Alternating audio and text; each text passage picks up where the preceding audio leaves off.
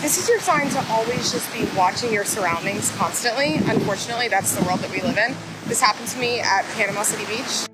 We were laying in pool chairs, my sisters, me, my mom, their boyfriends, my husband. And it was the pool chairs where you lay down, right? Like, not that it matters. We were just sitting there by the pool like everybody else.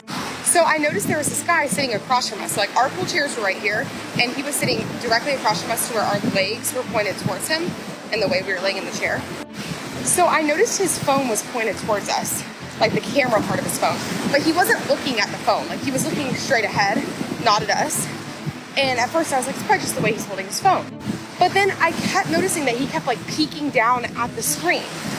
So I quickly got up, and keep in mind, he wasn't looking at us. Like he was looking straight ahead because he probably didn't want us to think he was staring at us or taking pictures of us.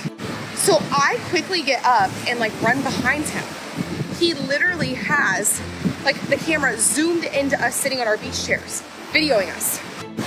So immediately, like I make me and my sisters move, and we all move to the other side of the pool, and we made a scene in a way where I knew that he could tell that we saw what he was doing because he put his phone down and put it in his beach bag. I also told security because in my mind, I'm like, well, what if he starts videoing a 5-year-old girl, right? Like, it's just nasty.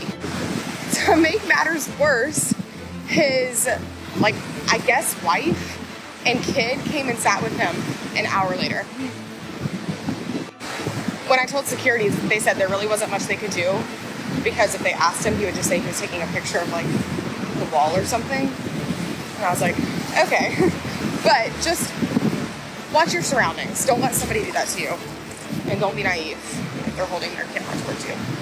That was like a really scary thing that happened to that lady, and I do hope that everything works out and turns out okay for the woman in the video. And sometimes it can be really hard when you're a woman, I suppose, and I think she did the right thing to get up and move. Hopefully it wasn't too uncomfortable for her, and hopefully the security guard can sort out what happened to her in that video. It was a really awful thing that had happened to her. It's really unsafe to be in an environment like a pool where you're exposed, and I'm glad she told security to potentially help ease the situation, even though the security guard said that they couldn't do anything. It just seems like such a horrible situation to be put into. I also I hope that there's more rules and regulation when it comes to things like that, because you never really know where things can end up or where things can go, and it just seems like a really horrible situation to be in.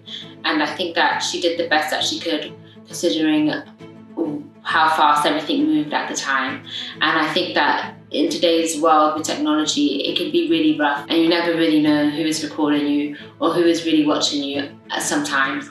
And I think that we live in a really insane world when it comes to supervision. But I'm glad that this lady is safe, and I hope that she didn't let it ruin her day.